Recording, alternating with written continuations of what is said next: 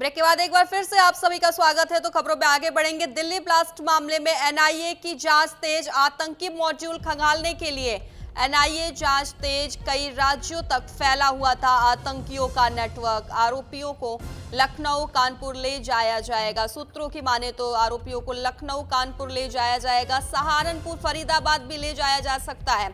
साथ ही आरोपियों को जम्मू कश्मीर भी ले जाया जाएगा। इन 5 शहरों को जांच का कोर बनाया गया है।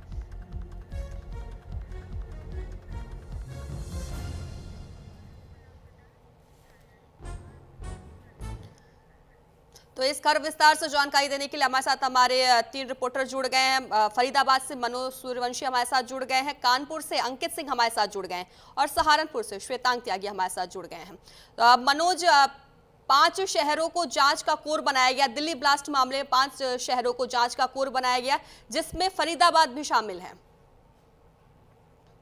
लगातार हरियाणा की एजेंसियां हैं वो डॉक्टर साइना को लेकर कल हरफला यूनिवर्सिटी पहुंची है, जहां पर डॉक्टर जो साइना है वो कमरा नंबर 22 में रहती थी, जहां पर उन्होंने कई हरियाणा की जो एजेंसियां हैं कई डॉक्यूमेंट खंगाले और उनसे गहनता से पूछताछ की जा रही है कि कौन कौन लोग इनके साथ थे और जो विस्फोट जो सामग्री है वो रखी है। कई तमाम की पूछताछ है वो सेना से लगातार की जा रही है। पर ऐसे में बता दें कि लगातार उन जगह पर भी निशानदेही की जा रही है जहां पर इन्होंने कमरा किराए पे लिया था और जिसको लेकर के इलाकों में भी लोगों से पूछताछ की जा रही है। लगातार परते दर परते खुलती जा रही है और की एजेंसियां लेके जाएंगी। और बता दें कि लगातार हरफला यूनिवर्सिटी से कुछ ही दूरी पर पूरी जमालपुर गांव है, जहां पे इन्होंने लिया था, जहां पर इन्होंने रखी थी, जिसके बाद चलिए ठीक है, हमारे साथ कानपुर से अंकित भी बने हुए हैं। अंकित, दिल्ली ब्लास्ट मामले का connection Kanpur medical college GSVM से भी जुड़ा था। ऐसे में अब जांच का कोर बनाया गया जिसमें कानपुर भी शामिल किया गया है। बिल्कुल बता दें आपको कि जिस तरीके से एनआईए और एटीएस लगातार छापेमारी कर रही थी, उसमें कई सारी चीजें जो है वो निकलकर सामने आई हैं। अगर बात की जाए तो कानपुर शुरू से ही आतंकियों का गढ़ रहा है। यहाँ पर तकरीबन एक दशक से इलीगल एक्टिविटीज जो थी वो लगातार होती सामने आई थी। वहीं अब शाहीन को एजेंसियां जो है वो कानपुर लेकर पहुंची थी। गुप्त तरीके से उसकी पूरी जांच करी गई। शाहीन को कई जगह पर एनआईए जो है अपने साथ लेकर गई, उससे पूछताछ की गई। पूछताछ के दौरान एक थार कार का जिक्र जो है वो सूत्रों के हवाले से निकल कर सामने आया है कि शाहीन एक थार कार से जो है वो कानपुर देहात के टोल प्लाजा के पास जो है वो देखी गई थी। उस फुटेज के आधार पर जो थार गाड़ी है उसकी पहचान की जा रही है। मनोज, पहले आप अपना माइक म्यूट कर लीजिए। बोलिए अंकित। जो थार गाड़ी है वो निकलकर सामने आई है। थार गाड़ी किसकी है उसकी जांच की जा रही है। इस थार गाड़ी जो है वो नाहिद के नाम पर रजिस्टर्ड है और उसमें जो क्यूआर कोड लगा हुआ है, यानी जो फास्टैग लगा हुआ है, वो किसी अन्य का लगा हुआ है। तो कहीं ना कहीं जांच की आंच जो है वो लगातार बढ़ती जा रही है। कानपुर से सूत्रों की बात मानी जाए तो 3 संदिग्धों को सुरक्षा एजेंसी जो है वो अपने साथ पूछताछ के लिए जो है वो दिल्ली लेकर रवाना हो चुकी है। वहीं इनका जो पूरा नेटवर्क है वो खंगालने की कोशिश की जा रही है, क्योंकि शाहीन जो है वो सबसे लंबे समय तक कानपुर में रही। तकरीबन 7 साल तक शाहीन जो थी वो कानपुर में पोस्टेड थी। उस दौरान उसने कई एनजीओ की मदद करी, कई उसने कैंप लगाए, तो और इस तरीके से वो कई लोगों के संपर्क में थी। तो एनआईए जो है वो इसका पूरा नेटवर्क खंगालने में जुटी हुई है और उम्मीद ये लगाई जा रही है कि अभी एनआईए की जांच में कई अन्य अहम खुलासे जो है वो सामने आ सकते हैं और कानपुर से कई अन्य संदिग्धों की गिरफ्तारी भी जो है वो की जा सकती है। क्योंकि डॉक्टर शाहीन का जो भाई है डॉक्टर परवेज का 2 साले जो है वो भी कानपुर में ही रहते थे, कानपुर में ही व्यापार करते थे, धार्मिक कार्यक्रमों का आयोजन करते थे और उन कार्यक्रमों के आयोजन की आड़ में कहीं ना कहीं ये लोग जो है वो इस तरीके के इलीगल एक्टिविटीज में जो थे वो शामिल थे। फिलहाल जांच एजेंसियां जो है वो लगातार जांच करने में जुटी हुई है। जी बिल्कुल। श्वेतांग, सहारनपुर को भी इन 5 शहरों में से जोड़ा गया है, शामिल किया गया है कि यहाँ पर भी जांच का कोर जोन बनाया गया है। क्या कुछ आपके पास जानकारी है?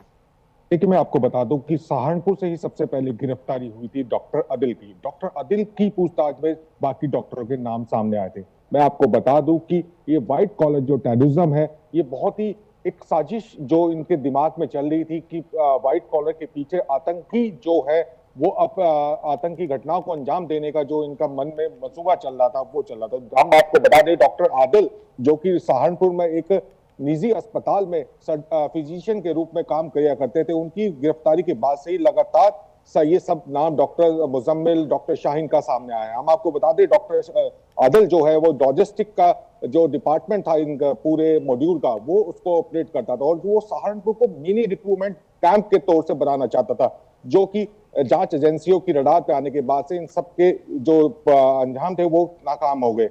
अब हम आपको बता दें एनआईए लगातार अपनी जो जांच है उसको सहारनपुर में बढ़ाई जा रही है। हम आपको यहाँ बता दें कि आरटीओ में भी एनआईए और जांच एजेंसियों ने बहुत गहनता से जांच की है। जो व्हीकल जो 4 व्हीलर इस्तेमाल हुए थे इस पूरे ब्लास्ट में या हो रहे थे, वो सब अधिकतर जो है सहारनपुर से रजिस्टर्ड पाए गए हैं। तो इसमें कहीं ना कहीं देखने वाली बात होगी कि जांच एजेंसियां लगातार अपनी जांच में जुटी है और कई डॉक्टरों के नाम भी इसमें सामने आए हैं जिन्हें पूछताछ के लिए जांच एजेंसियां द्वारा उठाया गया है। जी बिल्कुल। अंकित, वो जो इस मामले में जो आतंकी गिरफ्तार हुए हैं, डॉक्टर्स गिरफ्तार हुए हैं, उन आरोपियों को ले जाया जाएगा उस जगह पर? बिल्कुल। जिन लोगों को सुरक्षा एजेंसियों ने पूछताछ के लिए उठाया था उनसे लगातार पूछताछ जो है वो की जा रही है और एनआईए की जो टीम है अब इन लोगों को अपने साथ लेकर जा रही है। इन लोगों का पूरा ब्यौरा खंगाला जा रहा है कि ये लोग कहाँ कहाँ गए, किससे किससे मिले, कौन कौन लोग इनके संपर्क में थे, कहाँ से इनको फंडिंग आई। तो जितनी भी चीजें हैं हर एक एंगल पर जांच एजेंसियां जो है वो लगातार जांच करने में जुटी हुई है, क्योंकि जांच एजेंसियों ने एक बहुत बड़ा आतंकी मॉड्यूल जो है वो जांच के दौरान निकलकर सामने आया। किस तरीके से व्हाइट कॉलर जो डॉक्टर्स थे वो किस तरीके से इस तरीके की एक्टिविटीज में जो थे वो इन्वॉल्व थे। तो पूरा जो नेटवर्क है वो खंगाला जा रहा है, क्योंकि इसके जो तार है वो कई राज्यों से जुड़ रहे हैं, कई प्रदेशों से जुड़ रहे हैं और इसमें कहीं ना कहीं जो लोकल इनपुट होता है जिसको एलआईयू कहा जाता है, इसमें कहीं ना कहीं एलआईयू की भी एक गलती जो है वो निकलकर सामने आई है, क्योंकि इस तरीके से धीरे धीरे विस्फोटक को एक जगह पर एकत्र करना, इस तरीके से इतनी बड़ी साजिश को जो है वो रचना और उसके बाद लोकल इंटेलिजेंस जो था उसको जानकारी न लगना, तो हर एक एंगल से जांच एजेंसियां जो है वो लगातार जांच कर रही हैं। उम्मीद ये लगाई जा रही है कि अभी कई अन्य लोगों की गिरफ्तारी जो है वो हो सकती है, क्योंकि डॉक्टर शाहीना से लगातार पूछताछ जो है वो जारी है और डॉक्टर शाहीन जो है वो इस पूरे प्लान की मास्टरमाइंड मानी जा रही है। बिल्कुल जी बिल्कुल। अब मनोज, आरोपियों को जहां से वो गिरफ्तार किए गए वहां ले जाया जा रहा है, तो माना जाए कि अभी और भी बड़े खुलासे हो सकते हैं। देखिए बता दें लगातार हरियाणा की एजेंसियां लगातार उस जांच की कड़ी तक जा रही हैं जहां तक इनके तार भिड़े हुए रहते हैं। बता दें कि लगातार उन जितने भी इनके जो ठिकाने थे उनकी जो निशानदेही है वो हरियाणा की एजेंसियां करा रही हैं। और बता दें जो डॉक्टर साइना थी वो पूरे आतंकी की पूरी मास्टरमाइंड थी और इसमें बता दें कि इनके लगते हुए जितने भी संपर्क में की जा रही है, कहाँ कहाँ इन्होंने कैंप लगाए, उन जगहों के भी हरियाणा की एजेंसियां खंगाल रही हैं। लगातार एक एक चीज जो बारीकी से जांच की जा रही है और ऐसे में बता दें जहां पर इन्होंने कमरा किराए पे लिया था कई महीने तक वहां पर रही थी, उनकी भी जो जांच है वो हरियाणा की एजेंसियां करवा रही है। और ऐसे में बता दें जो पढ़ने वाले छात्र हैं उनसे भी बारीकी से पूछताछ की है और क्या क्या इनको पढ़ाते थे। और ऐसे में बता दें कि जितने भी जो अभिभावक हैं हालांकि उनसे भी पूछ की है कि किस तरह की आपके बच्चे की बातचीत करते थे, इस तरह से जो दिन चाहे वो के इलाके की अगर बात कर ली जाए तो जितने भी सरपंच है गांव के उन लोगों से बातचीत की है कि इनका बर्ताव कैसा था, क्योंकि गांव के इलाके में चलिए ठीक है। श्वेतांग, जैसा कि आपने बताया पहली गिरफ्तारी सहारनपुर से हुई थी डॉक्टर आदिल की, तो अब आरोपी को जहां से गिरफ्तारी हुई वहीं पे ले जाया जा रहा है, तो माना जाए कि बड़ा खुलासा होगा, आगे और भी गिरफ्तारी अभी हो सकती है। देखिए मैं आपको बता दूं कि डॉक्टर आदिल की गिरफ्तारी के बाद से लगातार जांच एजेंसियों ने अपना डेरा सहारनपुर में डाला हुआ है। पूर्व में भी कहीं आदिल के मिलने जुलने वालों को एनआईए और जांच एजेंसी द्वारा उठाया गया था। अब माना जा रहा है कि एनआईए अपनी जांच का दायरा बढ़ाती जा रही है।